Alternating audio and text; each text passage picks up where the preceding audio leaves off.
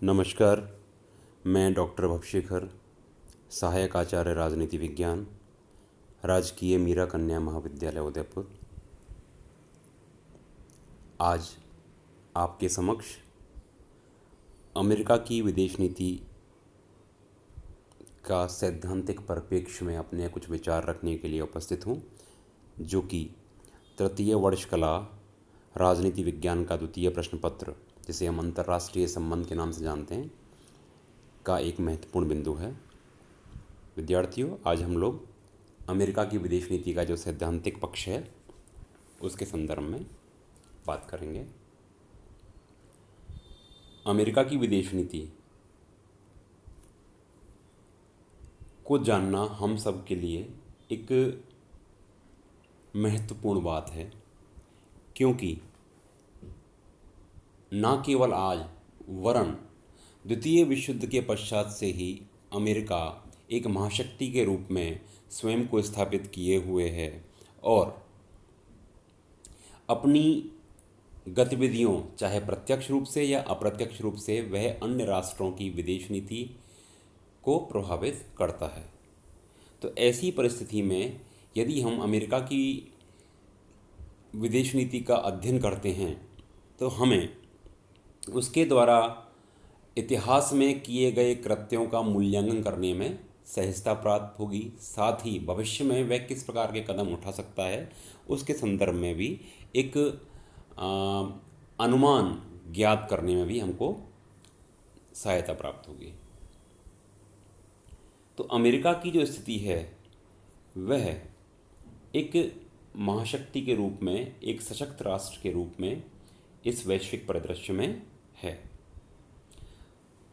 संयुक्त राज्य अमेरिका की विदेश नीति वहाँ के निवासियों के चरित्र और उनकी महत्वाकांक्षाओं, अंतर्राष्ट्रीय समस्याओं के प्रति उनकी प्रतिक्रियाओं और वहाँ के राष्ट्रपति व कांग्रेस के संयुक्त प्रभाव पर आधारित है।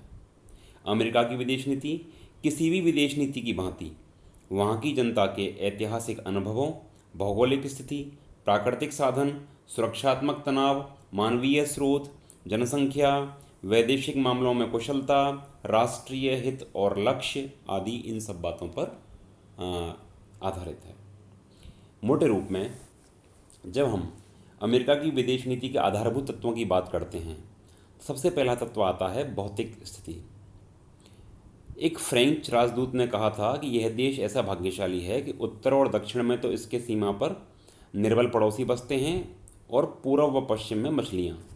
इस प्रकार से हम कह सकते हैं कि भौगोलिक दृष्टि से अमेरिका बहुत भाग्यशाली है, जिसके पास प्राकृतिक संसाधनों का विपुल भंडार है और उसके पड़ोसी भी निर्बल हैं। तो इन सब कारणों से जो है उसको कहीं ना कहीं इस रूप में सहायता प्राप्त होती है कि वह निश्चित रूप से अपनी विकासात्मक जो उसकी स्थिति है उसको बरकरार रख सकता है और उसको किसी प्रकार से अन्य माध्यमों में उलझना नहीं पड़ता। दूसरा आधारभूत तत्व आता है प्राकृतिक साधन। तो यह भी एक महत्वपूर्ण तत्व है कि अमेरिका आवश्यकता पड़ने पर सभी खतरों का सामना कर सकता है, क्योंकि वह आर्थिक तत्व जो हैं, प्राकृतिक संसाधन जो है इसमें आत्मनिर्भर है। खाद्य उत्पादन जो कि कभी वहाँ की समस्या थी, आज उस स्थिति में भी अमेरिका ने बहुत मजबूती से अपना सुधार कर लिया है। तीसरा तत्व है सुरक्षात्मक शक्ति। अमेरिका के लोगों का विचार है कि विदेश नीति को सैनिक कार्यक्रम द्वारा सहायता मिलनी चाहिए ताकि राष्ट्र को सुरक्षित रखा जा सके। इसलिए अमेरिका आज एक महाशक्ति के रूप में, आज एक सैन्य शक्ति के रूप में अपने को स्थापित किए हुए है। चौथा तत्व है मानवीय स्रोत। तो औसत अमेरिकी श्रमिक जो है उसका प्रत्येक व्यक्ति जो उत्पादन है वो गैर पश्चिमी राष्ट्र के श्रमिकों के उत्पादन की तुलना में बहुत ऊंचा है। तो अमेरिका की विदेश नीति के निर्माण में इन सब बातों का महत्वपूर्ण योगदान है। पांचवा तत्व आता है गृह नीति और दबाव गुट। तो इन्होंने अमेरिका की विदेश नीति पर बहुत प्रभाव डाला है, क्योंकि अनेक बार अमेरिका के कार्यपालिका के लिए उसकी अवहेलना करना असंभव भी हो जाता है।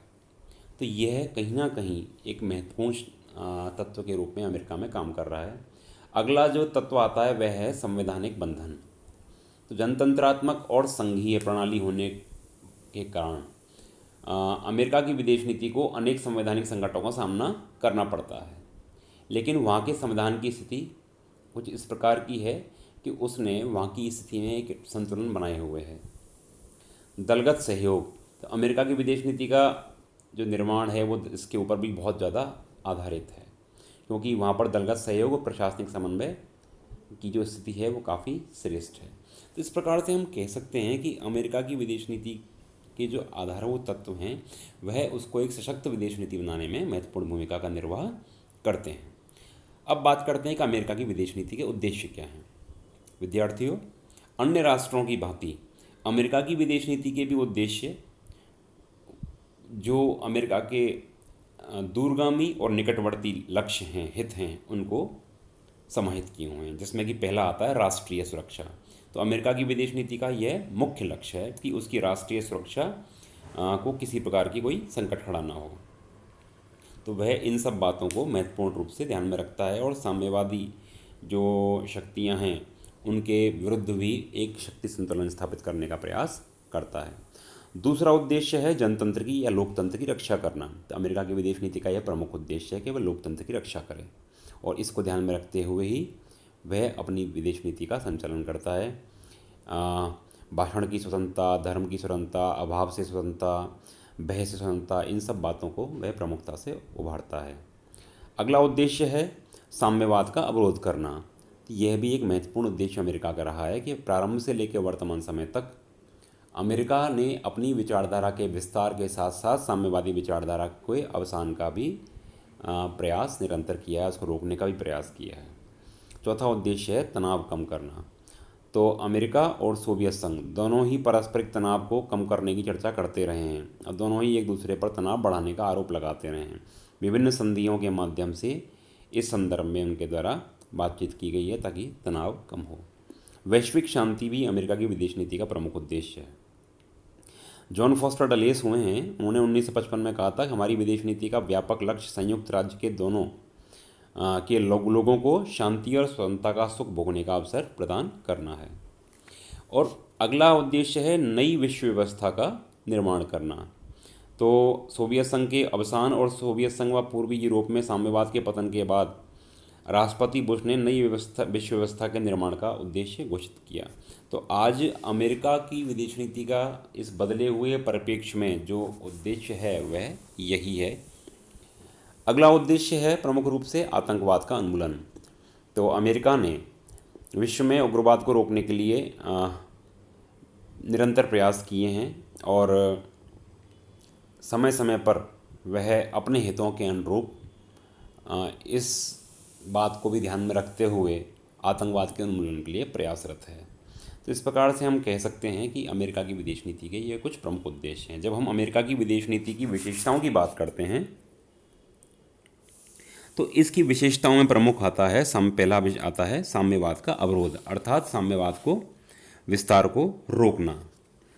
द्वितीय विश्व युद्ध के पश्चात से ही साम्यवाद का जो अवरोध है वह नीति अमेरिका की विदेश नीति की आधारभूत विशेषता रही है, क्योंकि कहीं ना कहीं विचारधारात्मक टकराव अमेरिका व सोवियत संघ के मध्य था। दूसरी विशेषता है सैनिक संधियों की नीति। तो अमेरिका ने साम्यवाद के अवरोध को प्रखर करने के लिए सैनिक संधियों और मैत्री संधियों का निर्माण किया। इनमें रियो संधि, नाटो संधि, एंजस, सीटो, बगदाद पैक्ट, जिसे हम सेंटो संधि के नाम से जानते हैं, आदि प्रमुख हैं। लैटिन अमेरिकी राज्यों के साथ 1947 में अमेरिका ने रियो संधि पर हस्ताक्षर किए और आज इस संधि का व्यावहारिक स्वरूप अमेरिकी राज्यों का संगठन, जिसे हम OAS के नाम से जानते हैं, वह है। इस प्रकार से उसने विभिन्न क्षेत्रीय आधारों पर भी राष्ट्रों के मध्य सैनिक संधियाँ कर अपने शक्ति के विस्तार को प्राप्त किया। तीसरी विशेषता है विदेशी आर्थिक सहायता की नीति। तो विदेशी आर्थिक सहायता अमेरिका की विदेश नीति का एक मजबूत अंग है। विदेशी आर्थिक सहायता कार्यक्रम के कई उद्देश्य हैं, जिसमें कि पहला है आर्थिक सहायता द्वारा राष्ट्रों को आत्मनिर्भर बनाना। दूसरा है आर्थिक और तकनीकी सहायता देकर साम्यवाद के खतरे को टालना। तीसरा है आर्थिक व सैनिक सहायता द्वारा विदेशों में पारस्परिक महत्व की सुविधाओं, सैनिक अड्डों, बंदरगाहों आदि की सुविधा को प्राप्त करना। तो अमेरिका की विदेश नीति के संदर्भ में जब हम यदि कहें तो द्वितीय विश्व युद्ध के बाद अमेरिका ने आर्थिक व तकनीकी सहायता के कई महत्वपूर्ण कार्य शुरू किए, जिसमें उदारपट्टा कार्यक्रम है, मार्शल योजना है, 4 सूत्रीय कार्यक्रम है, अंतर्राष्ट्रीय विकास है, प्रगति के लिए मैत्री योजना। ये कुछ प्रमुख बातें हैं जिन्होंने अपने प्रभाव क्षेत्र के विस्तार के लिए प्रमुखतया अमल में लाई। चौथा जो विशेषता नज़र आती है वह है मानवाधिकारों का समर्थन। तो अमेरिका की विदेश नीति की एक विशेषता मानवाधिकारों का समर्थन करना है। कार्टर प्रशासन जो थे उन्होंने उसके दौरान तो मानवाधिकार मुद्दे को अंतर्राष्ट्रीय राजनीति के ताने बाने में ठोस रूप से लपेट दिया गया था। कार्टर प्रशासन ने मानवाधिकारों की देखरेख के लिए स्टेट डिपार्टमेंट में एक पृथक ब्यूरो की स्थापना की।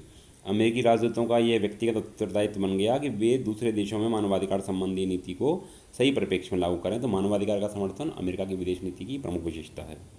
अगली जो प्रमुख विशेषता नज़र आती है वह है कि लोकतंत्र बहाली के नाम पर पड़ोसी देशों में हस्तक्षेप करना। निश्चित रूप से यह अमेरिका की विदेश नीति की प्रमुख विशेषता है, जिसके अंतर्गत वह लोकतंत्र या प्रजातंत्र की बहाली के नाम पर या उसको बनाए रखने के नाम पर जो पड़ोसी राष्ट्र हैं उनके मध्य दखलंदाजी या हस्तक्षेप करता रहता है। एक हस्तक्षेप सैन्य भी और असैन्य किसी भी प्रकार का हो सकता है। अगली विशेषता नज़र आती है विकासशील देशों पर दबाव बनाए रखने की नीति। तो अमेरिका विकासशील देशों पर दबाव बनाए रखना का निरंतर प्रयासरत रहता है। जैसे कि रूस और भारत के बीच क्रायोजेनिक इंजन और उससे संबंधित तकनीक उपलब्ध कराने संबंधी समझौता हो जाने के बाद अमेरिका ने MTCR के अंतर्गत पहले बदले की कार्रवाई के रूप में भारत के अंतरिक्ष संगठन इसरो और रूस के संगठन जो था ग्लाब कांसियास को 2 वर्ष के लिए काली सूची में डाल दिया। फिर रूस पर दबाव डालकर भारत से हुए समझौते को रद्द करवा दिया। तो ये इस प्रकार के उदाहरण हैं जो हमको देखने को मिलते हैं। अगला जो विशेषता नज़र आती है वह है एशिया प्रशांत क्षेत्र में विशेष दिलचस्पी। तो लगभग पिछले 1 दशक में एशिया प्रशांत क्षेत्र में का तेज़ी से विकास हुआ है और अमेरिका की वहाँ पर विशेष दिलचस्पी है। अभी से नहीं, प्रारंभ से ही अमेरिका जो है इस क्षेत्र में अपनी दिलचस्पी निरंतर बनाए हुए हैं। अगली जो विशेषता नज़र आती है वह है कि आतंकवाद को समर्थन या पनाह देने वाला देश अमेरिका का दुश्मन माना जाएगा। 21 सितंबर 2001 को अमेरिकी कांग्रेस को संबोधित करते हुए तत्कालीन राष्ट्रपति जॉर्ज बुश ने संयुक्त राज्य अमेरिका को आतंकवाद के विरुद्ध अंतर्राष्ट्रीय संगठन का नेतृत्व करते हुए पाया। बुश ने कहा कि आज के बाद जो देश आतंककारियों को पनाह या समर्थन जारी करेगा वह अमेरिका का दुश्मन माना जाएगा। नवीं व अंतिम जो विशेषता हमको नज़र आती है वह है आश्रित और उपग्रही राज्यों की स्थापना की नीति। ऐसा कहा जाता है कि अमेरिका उपनिवेशवादी तकनीक का सहारा लिए बिना अपने वैश्विक साम्राज्य की स्थापना का प्रयत्न कर रहा है। वैश्विक साम्राज्य की स्थापना के लिए आश्रित और उपग्रही राज्यों की स्थापना और सैनिक हस्तक्षेप की नीति पर चल रहा है। उसकी नीति विश्व पर कब्जा करने की नहीं है, वह जहाँ तहाँ युद्ध करता है, जैसे अफगानिस्तान में किया, इराक में किया, उसके बाद मित्रतापूर्ण शासन की स्थापना कर लेता है और स्वयं वहाँ से हट जाता है। तो ये कुछ महत्वपूर्ण बातें हमको देखने को मिलती हैं जो कि अमेरिका की विदेश नीति का जो सैद्धांतिक परिप्रेक्ष्य है उसको स्पष्ट करती हैं। धन्यवाद।